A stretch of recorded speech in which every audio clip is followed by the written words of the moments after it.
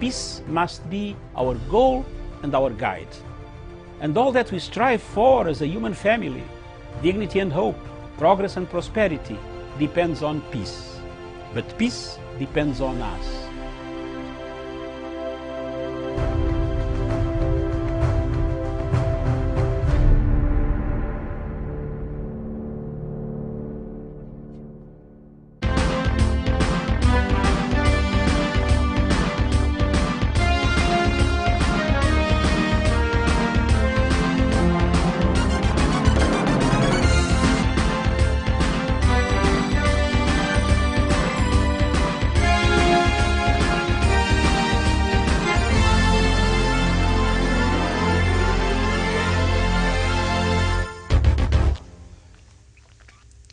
Good morning to you, and thank you for finding time to be with us today. It is the 18th of October on a Monday. I trust that you had a wonderful weekend and you're ready for the week ahead. My name is Miriam Mugutu. The show is Good Morning Africa, and as usual I take us through the news-making headlines here in Kenya, and then later on we shall have our topic of discussion. Thank you so much. Good evening. Good afternoon, depending on where you're tuned in today. Just a few minutes, about 8 minutes past 9 a.m. here in Nairobi, East African time. So I'll take us through the headlines, and then my panelists will come in just in a short bit. So this is what we have today.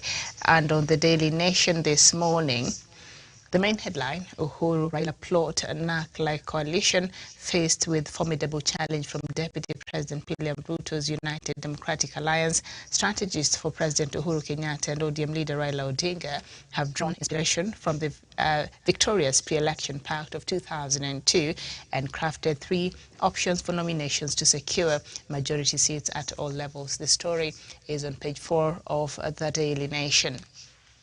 And the main pictorial on the Daily Nation: Kenya on winning streak with victories in Amsterdam and Paris marathons. And Kenya's Angela Tanui celebrates after winning the women's TCS Amsterdam Marathon in Amsterdam yesterday. And Alicia Rotich won the Paris Marathon. And congratulations indeed to those Kenyans who continue to bring our country so much joy and pride.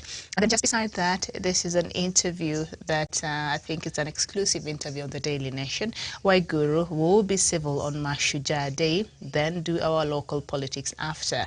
I think people should be mature, and we will conduct a national event. Let us welcome all guests coming in from wherever they're coming from, and then once they leave, we can do our local politics. That story is on page 7 of the Daily Nation. And then just down there, a pain for the poor as Kenyatta National Hospital doubles consultation charges. The story is on page 10. Raila says he will care for families of national heroes. ODM leader proposes welfare program for relatives of independence generals, fallen soldiers and the police. He promises to buy land for dead and Kimathi's widow. The story is on page 6 of the Daily Nation. Ruto drums up support for UDA allies in governor-senator races, campaigning for former Mombasa Senator Hassan Omar, who is vying to succeed Governor Hassan Joho. Ruto said UDA is the best political outfit with servant leaders. The story is on page 5 of the Daily Nation. And unity call as leaders pay a glowing tribute to city lawyer Evans Monari. And leaders from across the political divide set aside their differences to give a befitting send-off to city lawyer Evans Monari yesterday. The story is on page 8 of the Daily Nation, and that is what we have there. And then we turn our attention to the Standard newspaper. And the main headline on the Standard newspaper, for the Ruto front runner or 2022 pace setter. For the last 3 years, the DP has been on the campaign trail, giving him a clear advantage. But as other aspirants emerge and sell their candidature, will he be able to maintain his pace to finish the line? The story is on page 4 and 5 of the Standard newspaper, and the main pictorial there: is the ODM leader Raila Odinga receiving blessings from Mukami Kimathi, widow of freedom fighter Dedan Kimathi, in Komarok, Nairobi yesterday. The story is on page 10. And former workers sue James Findlay in Scottish court. The story is on page 12. Insurers give nod to use of liquefied gas as car fuel. The story is on page 26. And Kenyans rule the marathon yet again. The story is on page 37. And how friends helped pay 16 million Kenya shillings bill of late lawyer Evans Munari. And the story is on page 3. Pain, blood, tears that birthed Kemri. The story is on page 6 and 7 of the Standard newspaper. And then we go to the Star newspaper, and the main headline: Raila storms Mount Kenya East as he wins big wigs. He will be in Meru today, then moves to Tharaka Nithi Tuesday for Azimio la Umoja. The story is on page 6. And then just up there, beware of hypocrites, Ruto warns Kenyans. And then just down there, Uhuru lawyer Evans Munari buried in Kisii, and 4 elderly villagers lynched for witchcraft in Marani, Kisii County. And then taxpayers risk losing 637 billion Kenya shillings for breach of power supply contracts. The story is on page 4 and 5 of the Star newspaper. And Kenyans needs robust media policy. The story is on page 17 of the Star newspaper. So that is what we have on the 3 leading newspapers this morning. At this point, I'd like to bring in my panelist, Javan Karanja. Nice to have you on the show this morning. A very good morning to you.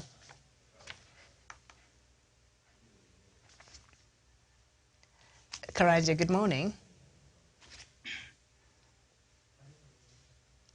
All right. I don't know who else is. I think Sharon. Sharon, a very good morning to you.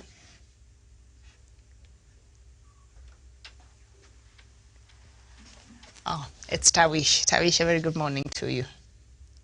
Good morning to you, Miriam Mugutu. Good morning to Javan Karanja.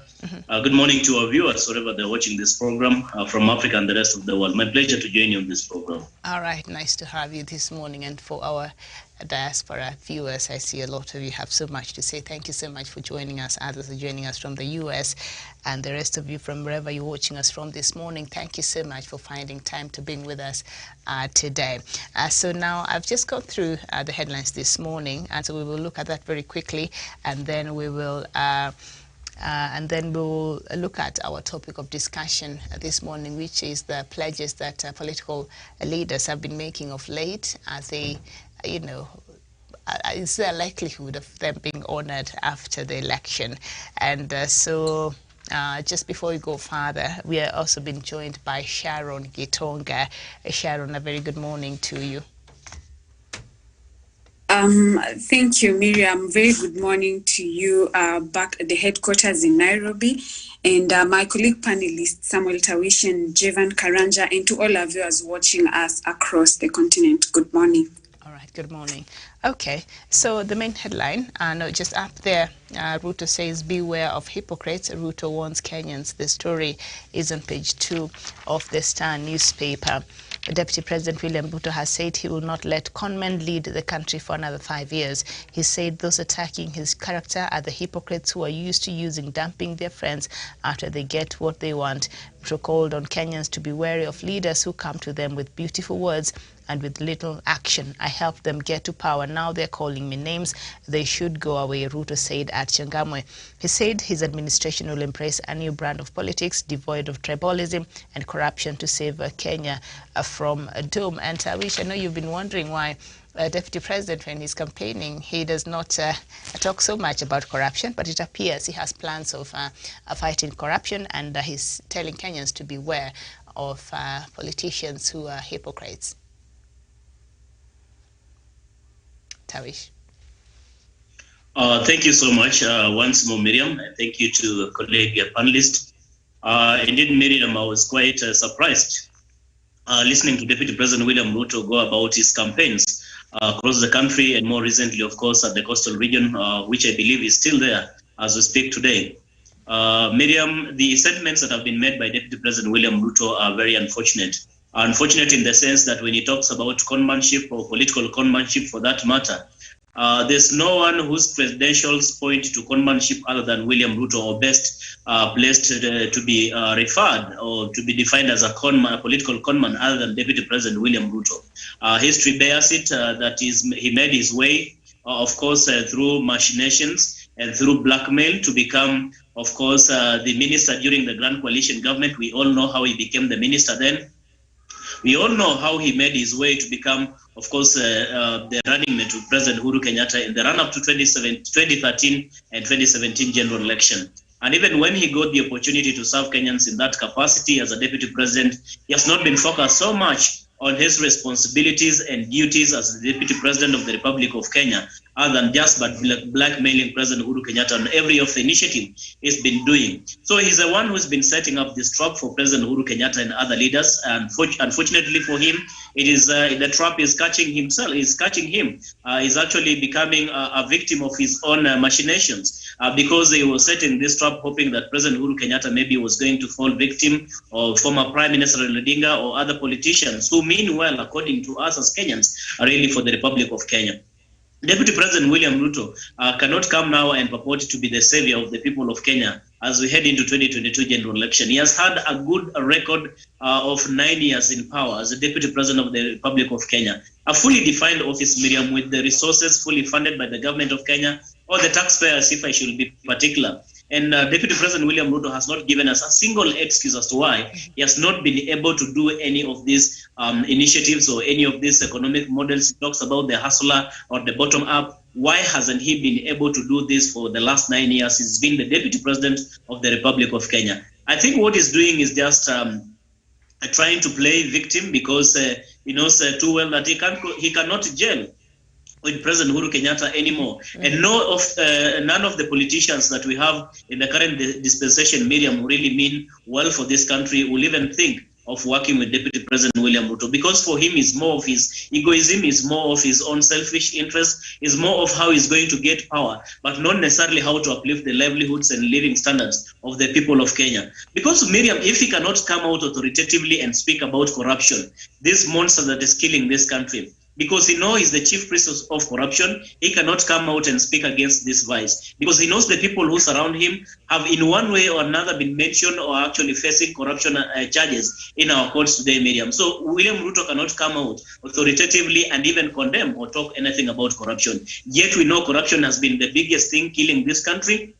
We know if corruption is actually dealt with, then the people of Kenya will have enough for themselves, Miriam. And that is why you see he's been so much focused on former Prime Minister Raila Odinga's economic model and the proposal that he will be giving 6,000 shillings to vulnerable families, because he knows too well that such kind of initiatives is going to drift away the support that he has had more so from the vulnerable constituents of votes, because he knows once these people are united, once they are given this stipend, they will be able to empower themselves and they will be able to improve their living standards. And in that way, he will have no constituency really to ride on or even to misuse for his own selfish political interests, Miriam. So that is why you see Deputy President William Ruto is a very unsettled politician as we head into 2022 general election. Miriam, for now, allow me to submit. Okay, thank you so much.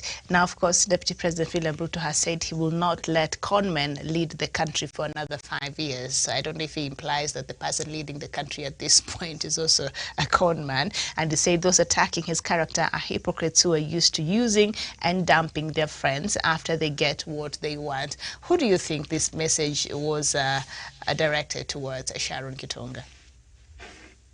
Thank you very much, Miriam, and of course, Tawish, for your sentiments. And I have an issue from the onset with Ruto's campaigning way of campaigning, because I noticed he's always either trying to blackmail the president or trying to demonize the BBI or trying to attack the former prime minister. I think there's an issue of how he's always trying to do his way of campaign, and in essence, you think he's, slowly losing relevance even to the public. And I think when he talks about conmanship, definitely he's trying to, to attack, the president in an indirect way, and I think it's quite absurd because he actually is trying to refer to himself. And the biggest question that we should be asking ourselves is, he actually said, if I can remember, in one of his statements, he actually said he doesn't believe that corruption can actually compromise on service delivery, and this in itself, it really speaks volume as to why you will never actually see him in any forum trying to talk about the things that that is ailing us. One of the biggest thing being corruption. That is why you never find it. We never find or hear him talking about corruption, or us being in a season of an economic crisis, how we can salvage that issue. And it could be maybe a call to KRA or maybe other senior government authorities to actually do an audit of his wealth, and how he actually, my biggest concern lately is how he's actually been able to finance his campaigns all through for all the period that we've seen him. He actually started way earlier, and we all know his salary, apart from the chicken business that he keeps on claiming, which from where I sit, I feel like it is a scam. There is more to what that meets the eye, and I believe declaration of wealth is constitutional, so he should actually declare his wealth from where he sits. I find him being quite duplicit, whereby he's a man of double standards. He doesn't stand for one thing in particular. So from where I sit, he must be referring to himself. Okay, all right. And also, very interesting, you brought up the issue of the case that him and President Uhuru Kenyatta and four others had at the International Criminal Court, where he said, I pushed and almost got jailed at The Hague until he became Prime Minister. DP says he was almost jailed at The Hague because of Raila. Why do you think he will bring this right now, Jevan? Thank you very much, Miriam. And I'm quite in agreement with the statements made by my fellow panelists. One is so hypocritical for the Deputy President to say that he will not allow another term of Matapeli. That, in a layman's understanding, is simply saying that you not allow a Tapeli like President Uhuru Kenyatta to continue with to take over the helms of power after the tenure of Jubilee administration. Therefore, to me, that is not the way to do politics. We need to practice political tolerance, and we need to respect all leaders, especially the head of state. Because if he fails to respect the president, how will he respect the people he calls hustlers? If he cannot respect other leaders, how does he expect to be respected by other common and ordinary Kenyans? Therefore, that is so unfortunate. As a deputy president, he should also try to be kind of a composed leaders who can attract kind of nationalistic look. But from where I sit, I see a deputy president who is bitter. I don't know what is making him feel like he is so much entitled to lead this country after President Uhuru Kenyatta. I don't know what's making him feel like the former Prime Minister was not supposed to come to Mount Kenya and get the overwhelming support that he is getting. He is a bitter man. And Miriam, these kind of people, if they happen to get to office, there are people who will cry, because I don't see how President Uhuru Kenyatta and former Prime Minister will sit in their retirement with Deputy President being in office, because he might mistreat them. We might see the scenarios that we saw in South Africa, a former head of state being taken to law. Anyhow, just as a leader, we need to open our eyes and condemn this kind of hypocrisy from the deputy. Hold on, Jim. We apologize that the matter has been mentioned. We don't know the message. Disruption. Professor, I think he's unaware that he's already joined the conversation. We apologize for that mishap. All right, Chairman, go ahead. Thank you. Therefore, Miriam, on the issue of the ICC, Miriam, we know the people who did the investigation. It was Ocampo, not the former Prime Minister. If you are found guilty, it is upon you to go and prove your innocence at International Court of Law. And it really happened. Therefore, this issue of ICC, Miriam, when we talk about this issue, if we go back to the issue of 2007, Miriam, will have a country that will run down to the old dark moments, because nobody wants to uncover all those things that happened. But it seems the deputy president is not concerned. He wants us to take that route. And Miriam, the moment we start talking about 207 and 28, William Ruto appears in every paragraph, in every sentence of all what transpired in that bad occasions. Therefore, he need also to refrain and to tame his tongue when he is in public domain. Because what I know, the kind of populist, the deputy president carries populist, he does populist politics. The politics to hype the crowds, to excite the crowds, but after that, he didn't offer solutions to the problems that are bedeviling the people of the coastal province. Therefore, we need leaders who are offering solutions, and that is why I feel the former prime minister and the One Kenya Alliance, they are trying to offer some policies that if they get, these are policies that can transform our livelihood. But these policies, this rhetoric by the deputy president of calling names, Miriam, this will not better the livelihood of our country. Therefore, you need to refrain from that and respect all leaders as he has been respected by President. And I think President Uhuru Kenyatta has been lenient on him. I think it is time he also needs to crack the whip, because he cannot be disrespected by his own deputy president and nothing seems to happen. He need also to be disciplined and to be shown the right, to be brought back to order. I think if it was in the parliament, the speaker could have said that the honorable member, deputy president, is acting in a manner that suggests he is not following the guidelines or protocols of that honored house. Thank you. That honorable house. Miriam, yes. Sorry. I'd like to bring it, yes. Quickly. Okay. I think Jevan talked about the issue of Hustler, and I have an issue with the narrative whereby he goes by, kazi ni kazi. Don't you think in a way it's actually trying to encourage even upcoming thieves and people who still to continue doing what they're doing? He needs to look out, and change his actually strategy and the entire narrative. All right. Cousin. I think yesterday, Sharon, you're not here. We had a bit of a conversation about exactly what you're saying. Prof had something to say about that. Professor, very good morning to you.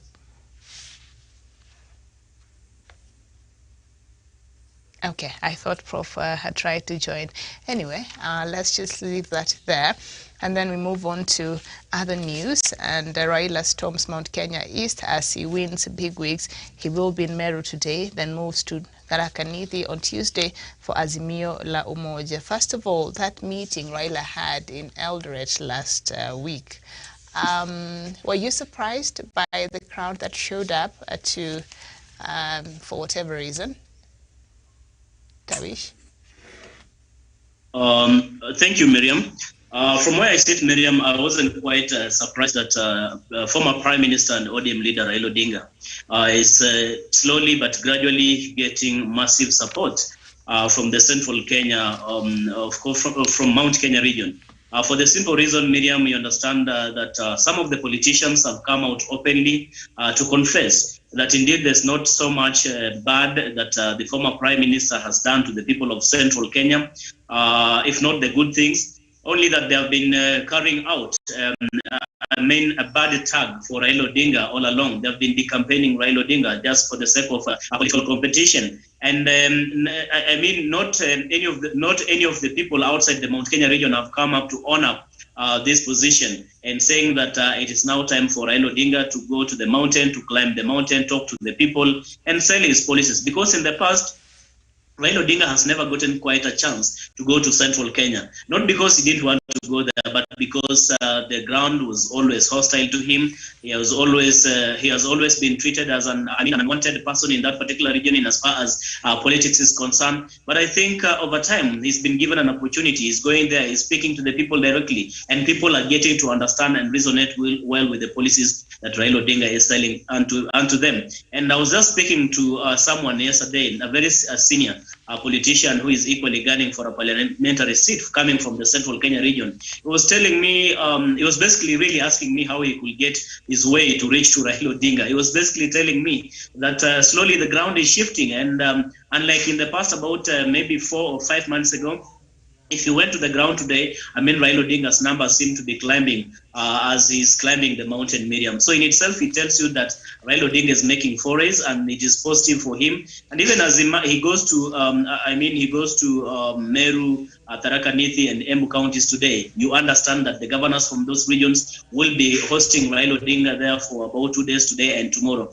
That in itself tells you that Raila Odinga is not leaving anything to chance in as far as solidifying his support bases and trying to reach out into what would have been otherwise viewed as hostile counties or regions in this country in as far as politics is concerned. So as we get into 2022 general election, Miriam, I can quite tell you that the Mount Kenya region, Mount Kenya vote is shifting, and in this case, it's shifting in favor of Raila Odinga. William Ruto must be a worried man because he thought he had the whole of Mount Kenya vote in his basket. He's been bragging to a point that he felt he didn't even need any of the kingpins from that region, even President Uhuru Kenyatta himself. He didn't need such kind of people to take him to the mountain. But as we speak today, I am sure he's a worried man. That is why he's restless. He's been going there in an attempt to try and decampaign. His soldiers on the ground, the elected leaders, you've seen how they have been restless and trying to see how they can recover the ground that is they are slowly losing to Raila Odinga. It is just the other day I was seeing Kiunjuri,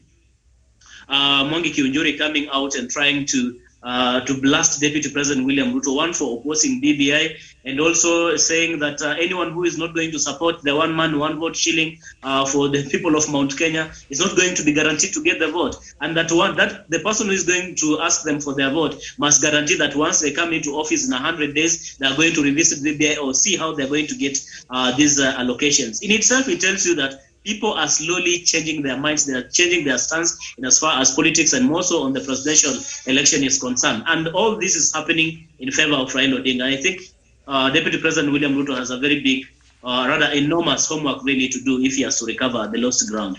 I submit. Okay, thank you. And that is the Star newspaper. We now turn our attention to the Daily Nation. Professor, good morning. Yes, Miriam. Good morning to you. Good morning to Miriam and my fellow panelists and our viewers from wherever they are this morning or afternoon or evening. All right, nice to have you. So we were just looking at the Star newspaper, which we just finished looking at a few stories there. And we looked at what Deputy President William Ruto said yesterday. He's saying that he's now embracing a new brand of politics. His government will be devoid of tribalism and corruption, and he also said that the wheelbarrow will change the country for the better. Miriam, it is very interesting that the Deputy President has to say that. And you know, Miriam, I'm a firm believer of the word of God, that people do change. But unless you change, if you have got Damascus experience. You know, when Saul was on the way to Damascus to go and massacre the Christians, he got in contact with Jesus Christ and he changed. So if the Deputy President has been converted and has been changed, then I have got no quarrel with him. But from the gesture and up to yesterday, I was watching Miriam and he keeps on talking about 2000. I fought for the Prime Minister. I fought for Engineer Raila Amolo Odinga until he became a Prime Minister. And you know, Miriam, what happened in 2007? And this is a clear admission that of what he might have done. So be it as it may, Miriam, watch this space, and I want to associate myself with the sentiment of the wish that the Papa is slowly gaining momentum, and we shall be very soon be at the top of the mountain. So, Miriam, when we keep on talking about the Deputy President, to be very honest, and I don't want to be biased, I don't know what he stands for. What I know, if you give me a divination of an answer, Miriam, you know who he is. He's a trickster, he's a fraudster. He's someone who can write, Miriam, in this 21st century, Miriam, you want to give the people the wheelbarrow. I wish that he could have used as a symbol, and then the matter rest is there. So Miriam, the Deputy President, and I want to submit by saying he's a very dishonest person. Dishonest in the sense that we are not going to be involved with him. We wish him well when he's doing his clean campaign. But I wish that he has got one more year of a social contact of Kenyans to work as the deputy president and serve them, Miriam. You know what he has done for the last 3 years, Miriam. He has been doing the area campaigns, Miriam. And when are we going to serve Kenyans, Miriam? Miriam, I conclude by saying, show me your past, and I will be able to predict who you are into the future. I submit. Okay, thank you so much. And we shall leave that conversation there. Quickly, before we get to our topic of discussion this morning on the political pledges we've seen being made by different political leaders, they affordable. But before we get to that, the Daily Nation, the main headline, Uhuru Raila plot NARC-like coalition faced with formidable challenge from Deputy President William Ruto's United Democratic Alliance. Strategists for President Uhuru Kenyatta and ODM leader Raila Odinga have drawn inspiration from the victorious pre-election pact of 2002 and crafted 3 options for nominations to secure majority seats at all levels. Are we ever likely to see that moment in 2002 where NARC removed KANU from power after 24 years? Sharon Gitonga. Thank you very much, Miriam. And I think in one way or another, we might be able to,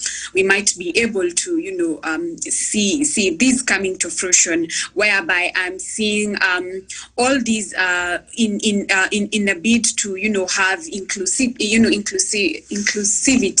and actually bring BBI back in that was thwarted, in one way or another. Because I look at, for us to eliminate the rivalry fights that we've been having, that actually culminate to post-election violence, we have to have everyone on board. And in essence, this is going to, harness unity. And so we actually need inclusivity. So I think this whole thing is, is actually to push the agenda of the BBI that was actually thwarted and ensuring that you have inclusivity and also do away with the rivalry fights. But then again, I feel like it's also going to be quite a blow to Ruto because he's actually an anti-coalition and it's slowly haunting him.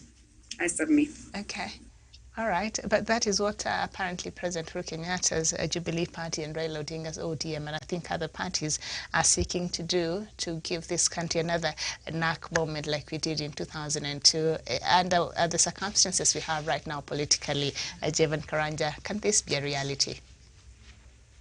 Thank you, Miriam. In politics, everything is possible, and I feel like we can have that kind of a moment, but for different reasons. In 2002, we came together to send home the retrogressive and oppressive regime of Mzee Moi, but this time round we are coming together under maybe a kind of a unity kind of policy or kind of unity cause. Let me use that word, or kind of also under economic kind of revolution.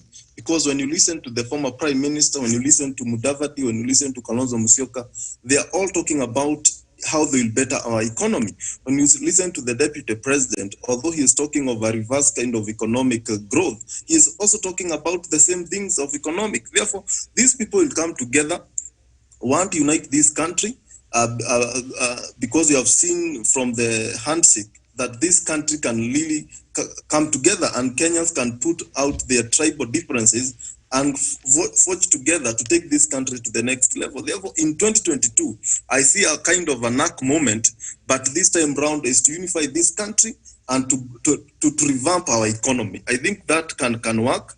Under Miriam, that will happen. Under Miriam, it is clear that the former prime minister is gaining momentum in every corner of this country, and especially in Mount Kenya region, where they said that they will not, that selling Raila Odinga to Mount Kenya is like selling pork in Mecca. But Miriam, this time round, it is like everyone is happy to take pork in our region. And Miriam, that gives me hope that if these leaders can unite, if the One Kenya Alliance, if President Uhuru Kenyatta can come together, Miriam, then we'll have a NARC moment to take this country to the unity path and to revamp our economy And the President Uhuru Kenyatta is keen, and we've seen it when he brought BBI.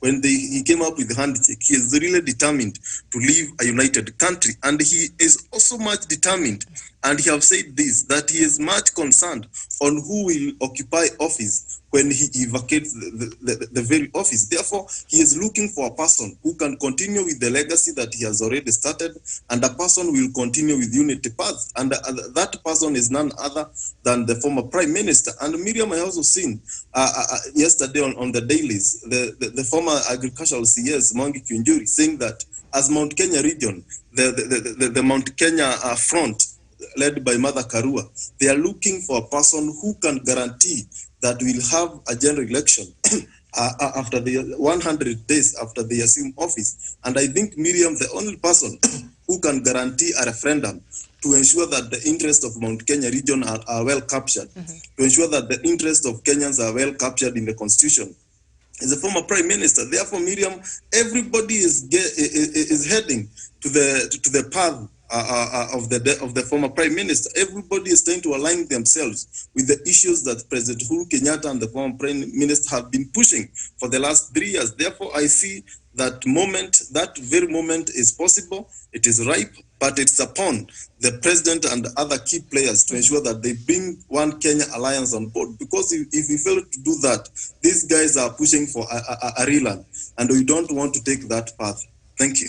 Okay, thank you so much. And as Atawish, as Chevan there has said, of course, when ANAC came to power, I think the country was just ready for change, away from the retrogressive, repressive regime of the late President Moi. And the Kenyans just needed a new breath of fresh air when it comes to leadership. So what do you think could be the clarion call for this Jubilee, ODM and other parties, a coalition, as they seek to have another ANAC moment in the country? Indeed, Miriam, the juggernaut that was NAC in 2002 is still possible. It's still something that can be achieved as we head into 2022 general election. If only the politicians and the political class can put their political differences aside and put their selfish interests aside for the sake of the unity and the greater interest of the people of Kenya. Indeed, Miriam, you heard the former Prime Minister Raila Odinga speak, you heard President Uhuru Kenyatta speak, you had other leaders allied to the respective leaders really come out and endorse that position, that it is important for them to work together for the interest of the people of Kenya.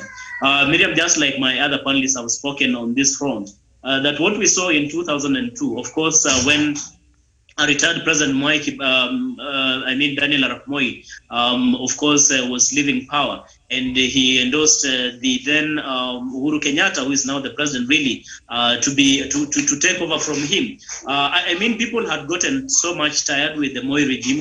We all understand that, and that is why the people did quite vote Uhuru Kenyatta as president during that time. It is not that President Uhuru Kenyatta had done anything wrong to the people of Kenya. It is not that Uhuru Kenyatta was not sellable, but there was a feeling, one, he was a greenhorn in politics. Second, there was a feeling that he was going to continue with the regime of course, Daniel Arap Moi then, a regime that so many people had associated with. There's so many ills that was bedeviling this country then, and including of course, the retrogressive politics, of course, a lack of democracy, and so many other aspects that the people of Kenya really felt they needed a breath. And that breath could only come from a different class or a different group of a different cluster of politicians, away from those who are associating with the former president, the now late Daniel Arap Moi. Miriam, I'm foreseeing an almost similar situation as we head into 2022, because one, there's a feeling in this country by the leaders who mean well for the people of Kenya and for this country, that we will not want a corrupt leader to take over from President Uhuru Kenyatta.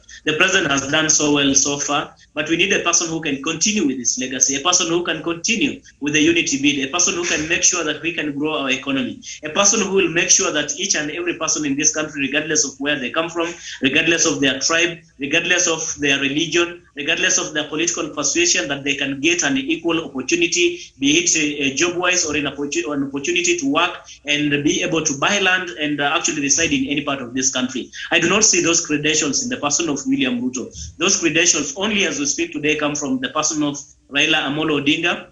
And it is my hope that the likes of Musalia Mudavadi, Wetangula, Kalonzo Musyoka, Gideon Moi, and others find the sense and maybe finally see it fit really to work with Raila Odinga in achieving this noble objective, Miriam. Because again, it is not just about crafting a winning formula in 2022, but it's about the greater wish and aspiration of the people of Kenya. What is it that they can do together to change the trajectory of this country? What is it that they can do together to make sure that the economy is revived? What is it that they can do together to make sure that the unity agenda President Uhuru Kenyatta has been pursuing can be sustained, Miriam? What is it that they can do together to make sure that we can deal with this monster called corruption? I mean, Miriam, as you look into it, when you look into the credentials of every of these hopefuls as we get into 2022, the only person who is close or who has those credentials is none other than Raila Amolo Odinga. And if all these leaders can really find sense and work together with Raila Odinga, then I can assure you that maybe when we get into 2022, it's going to be a smooth ride for Raila Odinga.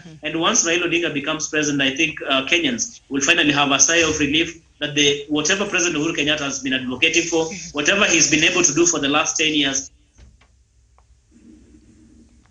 Okay. All right.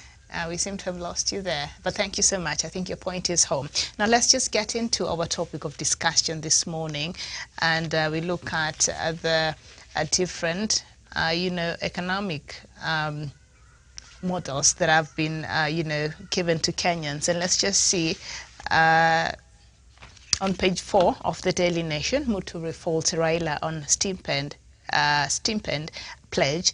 National Assembly Speaker Justin Muturi has criticized ODM leader Raila Odinga over his promise to give jobless Kenyans a stipend of 6,000 Kenya shillings every month, saying people in Mount Kenya region don't believe in being given free money. Speaking at ACK Kongoini Church in Kiharu, Murang'a, Mr. Muturi said this will not be the solution to ending poverty in the country. The truth, Mr. Odinga is not telling Kenyans is that the money would come from taxes, the speaker asserted. But Raila has said the money will be that which will be recouped from the money that is being lost right now in corruption. President Uhuru Kenyatta said about 2 billion Kenya shillings is lost every day on corruption. So Raila seems to be thinking of ways to ensure that this money is not lost in that way and can be channeled to Kenyans. So that is, where he intends to part of the money to be given to Kenyans. And so the pledges that leaders make, and right now we'll hear so many of these pledges being made. But first of all, Muturi's critiques on Raila Odinga's idea of giving jobless Kenyans 6,000 households 6,000 Kenya shillings per month. He's saying Mount Kenya people are not used to being given handouts. Professor Jared Anyari.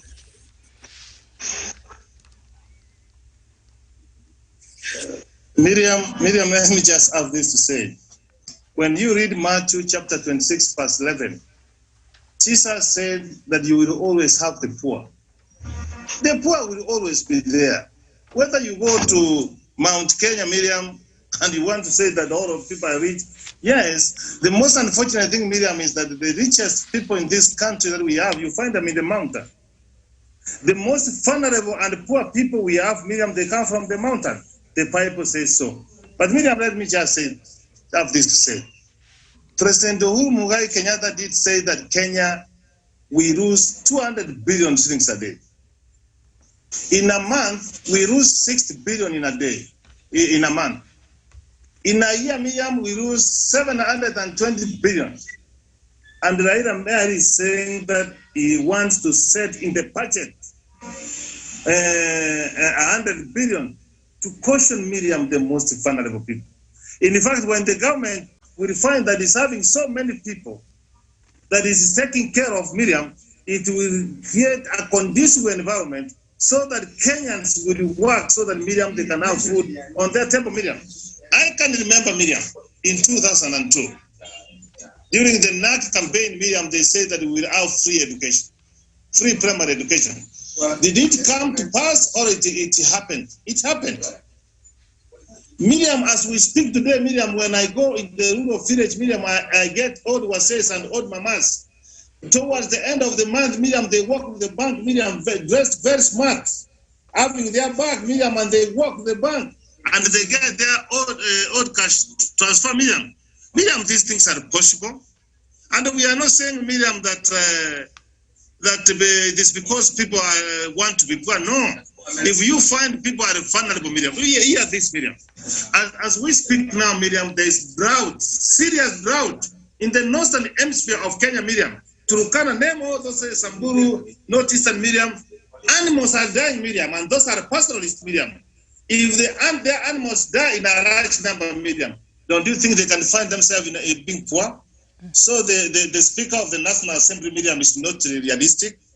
And Miriam, you know, when you have never championed for anything, Miriam, you will condemn. Miriam, we know who Raila is. And let me just take a few moments, Miriam, to tell Kenyans who the Prime Minister is, Miriam. When some people wanted to overthrow the government in 1992, Miriam, who wanted to kick out President Moi, Miriam, he moved very fast, Miriam, and he thought that their branch, Miriam, and their Kenya survived. He has participated in the Multiparty Democracy, Miriam. He has been in jail for nine years, Miriam, in detention. Why? Because he has dreamt of making Kenya a free country where we have a democratic space, Miriam. If, Miriam, there is anything you credit on devolution, Miriam, that is his idea. That is his children, Miriam. So, Miriam, what does Muturi stood for, Miriam? Honestly, apart from being helped to be the Speaker of the National Assembly, Miriam, can he become anything of his own? Even the way he cards motions in Parliament, Miriam, you cannot compare him with Kenneth Marendo or Kabaro. So, Miriam, you should spare us this place, Miriam. And if you don't know how you can caution and help the poor, Miriam, you just sit and watch. I can tell you, Miriam, come 9th August 2022, the following day when we have announced the Prime Minister as the 5th President of the Republic of Kenya, Miriam, we will have supplementary budget, Miriam, and you will see this one happens, Miriam. It is possible, Miriam. Yesterday, I did say here, and the people found me very crazy. I said we cannot watch Kenyans, after Kenyans rooting money, going with all the money, and you keep quiet and you don't get annoyed.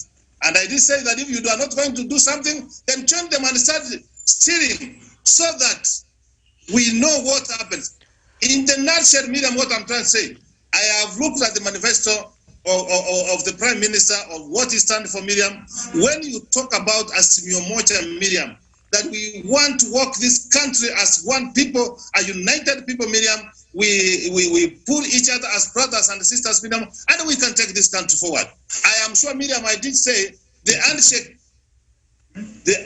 will become a party. Watch this space, Miriam. I've never said anything for the sake of saying. Okay. The President Uhuru Muigai Kenyatta and the Prime Minister, Miriam, they are determined, Miriam, to leave this country united. They are determined to leave a record. And I want to join those who have said before that President Uhuru Muigai Kenyatta will not hand power to a corrupt person. I have not said who is corrupt. He will not hand power to a thief. He will not hand power to someone who wants to take Kenya backwards. We don't want retrogressive and retarded kind of politics, Miriam. So the rights of Muturi, Miriam, you saw when I say that I've got a problem with someone walking to the cave. See the kind of thinking of a cave. It's never the same. Since he entered that cave, I don't know what they did to him there. I submit. Sound like you're sounding an alarm there, Prof. It's like we should be worried now. Okay.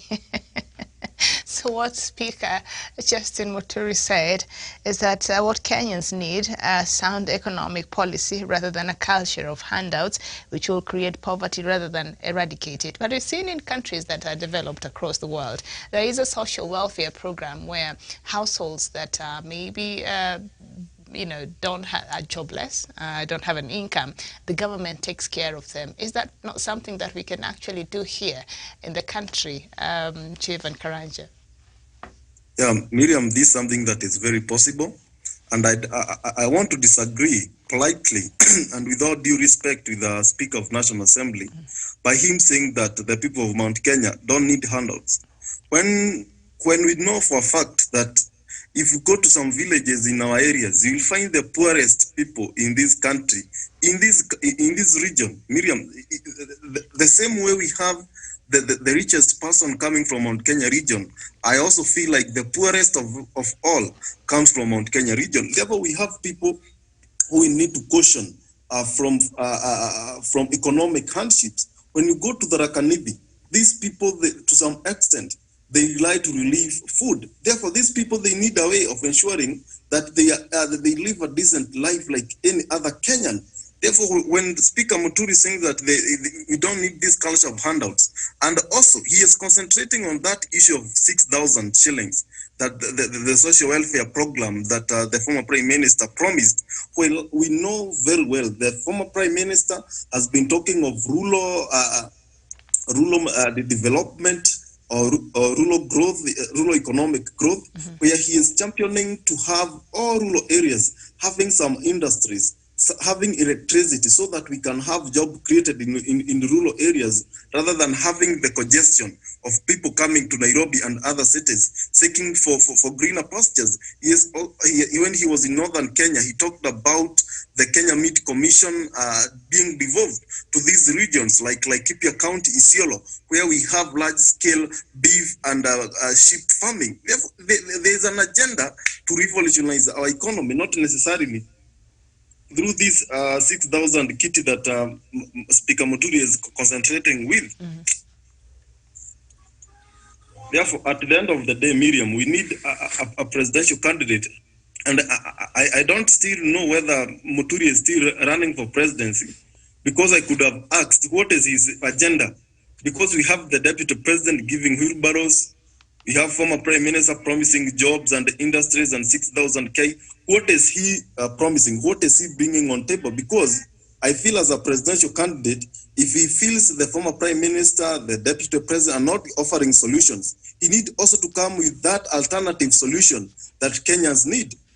But to him, he is just poking holes in others' people a manifesto. That should be left to us Kenyans to do that. But a presidential candidate, he need to offer a solution. But he must remember that we also have people who are suffering in Mount Kenya region because of poor leadership of these leaders that we have in the Mount Kenya. Therefore, he should not join those bad wagons. He need to come up with his own agenda and tell us, as a speaker, as a member of parliament, as a civil servant, as an administrative officer, what did he do then to portray a picture or to prove that he can take this country to the next level, or to prove that he really cares, or he really champions for a cause that will better the livelihoods of Kenyans? Because this man has been in leadership in various capacity for almost 30 plus years. What did he do then to prove that he can take the livelihood of Kenyans? We don't know any foundation associated with Justin Muturi. We don't know any welfare group that is associated with Justin Muturi, but he is busy talking of handouts and poking holes in other people's agenda. Well, he himself is a presidential candidate. He should copy from Mwangi wa Iria. He should copy from other presidential aspirants who have a kind of a system, who are bringing policies on board. But he should not go out there criticizing like other presidential candidate, like any other ordinary Kenya. He should understand that him declaring that he ran for the highest office in this country, he changed from being a critic to a solution, to a kind of a problem solver. He need to concentrate on solving problems, but not giving empty rhetoric like some presidential candidates that we know. Thank you. Okay. All right, thank you. Sharon, apparently people from Mount Kenya don't believe in being given free money, but we know there's something called social welfare where, this is a program that is run successfully and helps those who don't have work or are not able to take care of themselves fully in some countries that are developed across the world. Is it possible for it to be replicated here? Thank you. Thank you very much, Miriam. And first of all, I am so saddened by, Justin Muturi's sentiments. And I think for him, he's just trying to seek political sympathy. And instead, what he should focus on is to tell us what he intends to do. Apart from, being a Kikuyu, he's been in government in one way or another. And apart from, us seeing useless bills that were being passed in his parliament while he was watching and passing them, or even any track developments, even from where he comes from, I believe in Mbeere County. maybe these are the things that he should be making it clear to people as far as he's actually contending to vie for a presidential bid, rather than trying to shelve off other manifestos from different presidential candidates. And just to answer your question, yes, I actually one of the people that strongly embrace the issue of a social welfare program. And let's just be realistic that we cannot all be in business. They are the poorest of the poor. Imagine that 6,000 is going to go really very, very, it's going to go a long, long way. So for me, I believe this program is going a very long way, and having in mind that most of the countries have actually embraced it, and it is definitely going to work here as long as we are going to seal the loopholes of corruption. Okay. All right, so Muturi, our Speaker Justin Muturi, he's saying that his government, his economic model will be largely based on the youth talent. He will tap on that. And of course, Deputy President also yesterday spoke about his economic model. That is the bottom-up economic model he was championing. He said it will lift the lives of Kenyans, and if elected, his party will empower women and small-scale traders, he added. And of course, he criticized high interest rates charged by Shylocks and financial institutions that have ruined the lives of borrowers. And we know former Prime Minister Raila Odinga's economic model, apart from what now he brought in the social welfare program that he wants to introduce should he be elected the president after President Uhuru Kenyatta. He has been a little clearer with what he intends to do in terms of his economic model, and that is focusing on the villages and building, the cottage industries there. As we've seen the countries that have progressed across the world, like China, that is what it did, empowering the people from mashinani huko. So when you look at these economic models and you compare, which one seems to be a little bit more viable compared to the rest? I'll start with you, Samuel Tawish, as we conclude.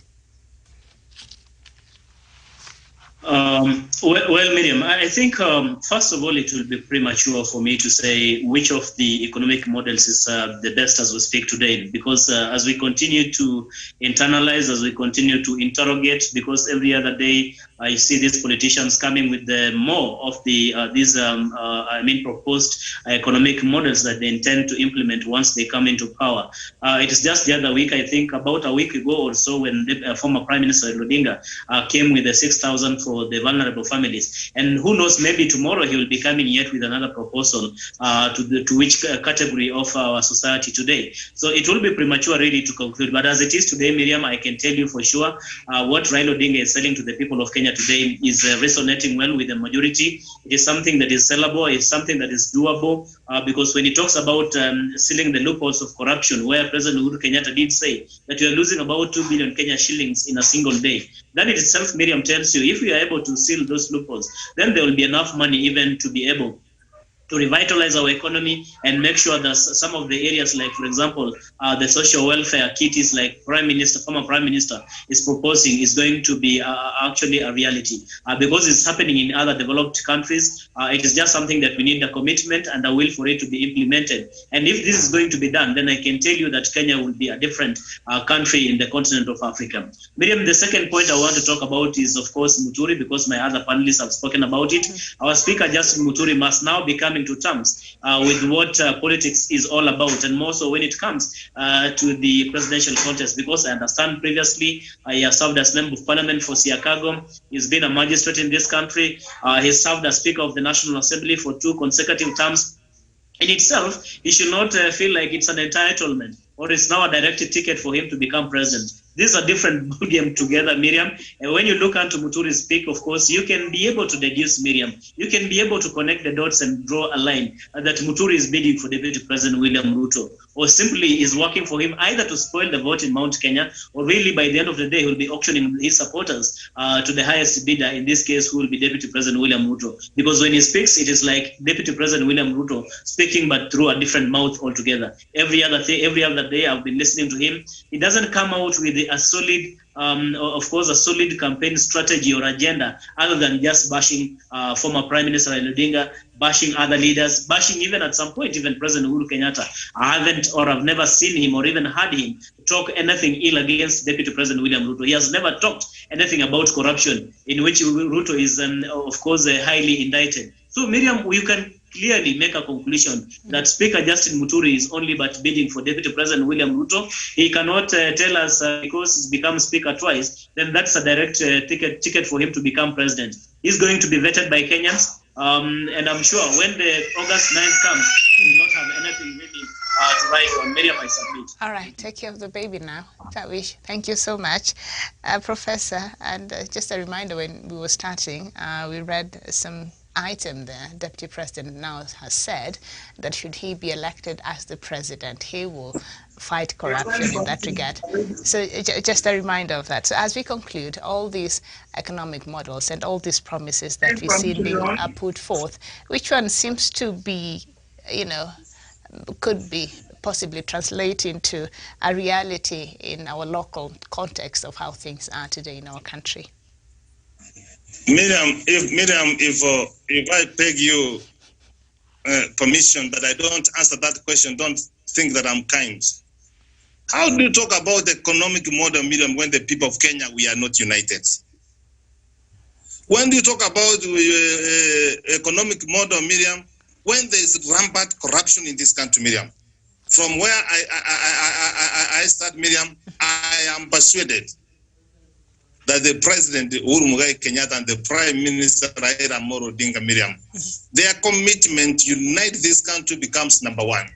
Those economical models, Miriam, become secondary. They become secondary, Miriam. These are the people, Miriam. President Daniel Arap Moi used to tell us this. When you are quoting a guy, I don't know how your man, you had courtship with him.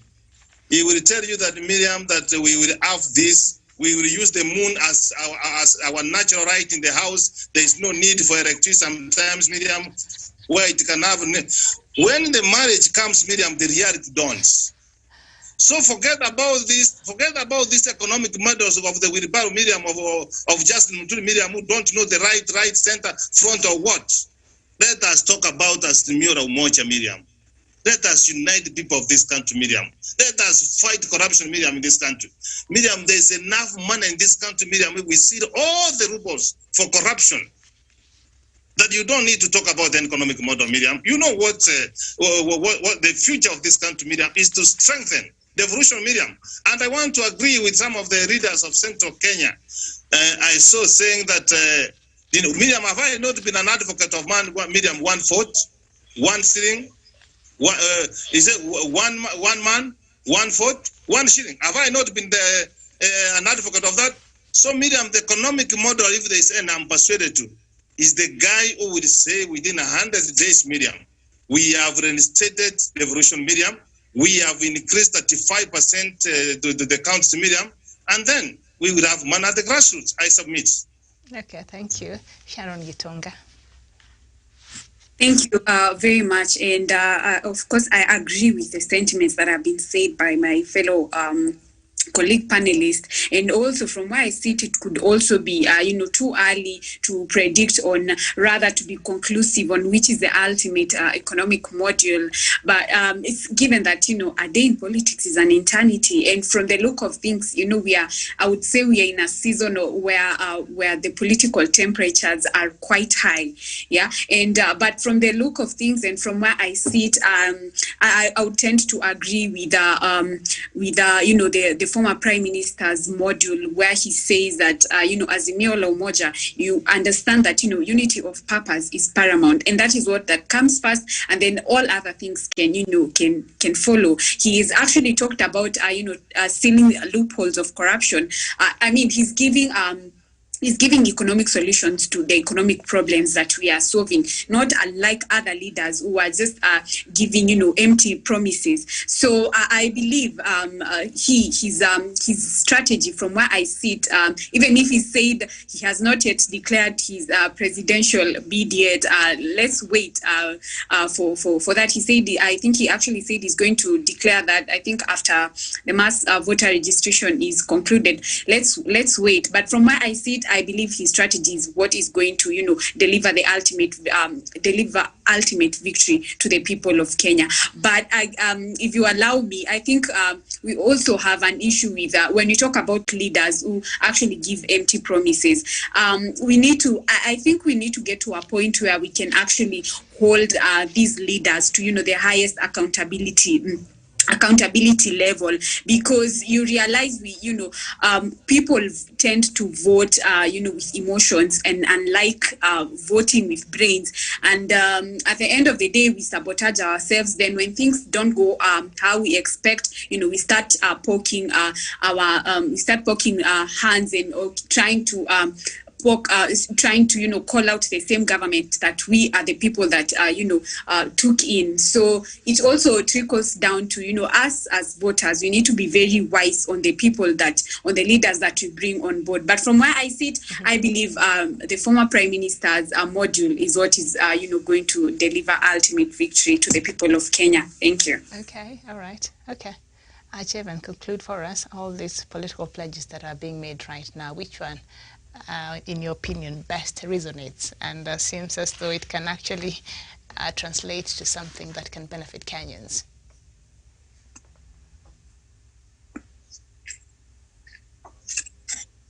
Jevan?